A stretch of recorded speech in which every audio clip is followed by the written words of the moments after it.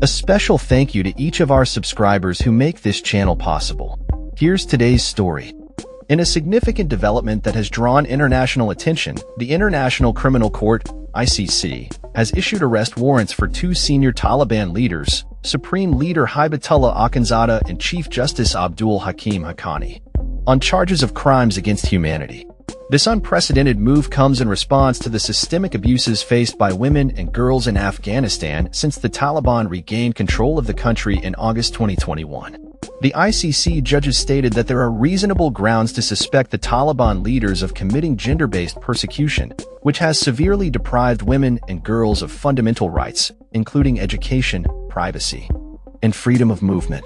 The court's statement highlighted that the Taliban's policies have specifically targeted women and girls, enforcing restrictions that have stripped them of their rights to education and personal freedoms. The judges noted that the Taliban's actions have not only affected women but have also targeted individuals whose expressions of sexuality and gender identity do not align with the Taliban's strict ideology. This systematic oppression has led to a situation where an estimated 2.5 million Afghan school-age girls are currently denied their right to education, according to United Nations reports. Zabihullah Mujahid, a spokesperson for the Taliban government, quickly dismissed the ICC's warrants as baseless rhetoric, asserting that the Taliban does not recognize the court's authority. He further criticized the ICC for its perceived failure to address other global humanitarian crises, such as the ongoing violence in Gaza. Despite these denials, the international community, including human rights organizations such as Amnesty International and Human Rights Watch, has welcomed the ICC's decision as a crucial step towards accountability for the Taliban's actions. Amnesty International's chief, Agnes Callamard, expressed hope that the warrants would inspire courage among Afghan women and girls and those persecuted based on gender identity. She emphasized the importance of holding accountable those responsible for the widespread deprivation of rights in Afghanistan. Similarly, Human Rights Watch has called on the international community to support the ICC's efforts and enforce the warrants against the Taliban leaders. The ICC's chief prosecutor, Karim Khan, had previously indicated that the alleged crimes committed by the Taliban could be classified as gender-based persecution, highlighting the ongoing and unconscionable nature of these violations.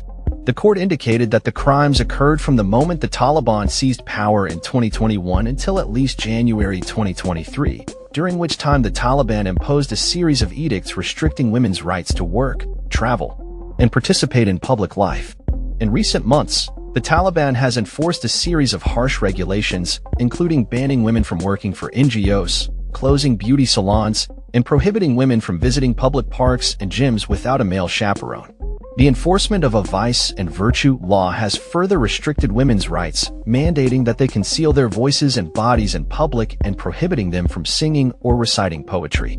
Human rights activists have increasingly described the Taliban's policies as a form of gender apartheid, calling for the international community to recognize these actions as crimes under international law.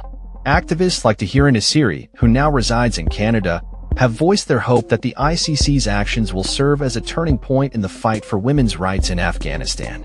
She stated, "For 4 years, the Taliban have told us to stay silent, stay at home, cover our faces, give up our education, our voices, and our dreams. Now, an international court is saying, enough. This is a crime." Even if Akhunzada and Haqqani never sit in court, they now carry the mark of international criminals. The ICC, established to prosecute the world's most heinous crimes, faces challenges in enforcing its warrants as it relies on member states to carry out arrests. The recent history of the court, including issuing warrants for other political figures, has shown the complexities involved in international justice. The international community's response to the ICC's latest warrants will be closely monitored, as it could set a precedent for how gender-based crimes are treated under international law. As the situation in Afghanistan continues to evolve, the international community's support for the ICC's efforts could play a critical role in addressing the ongoing human rights violations and ensuring accountability for those responsible for the persecution of women and girls in the country. That's all for this story. We upload videos every day covering many different subjects, so hit that subscribe button to stay informed. Thanks for watching.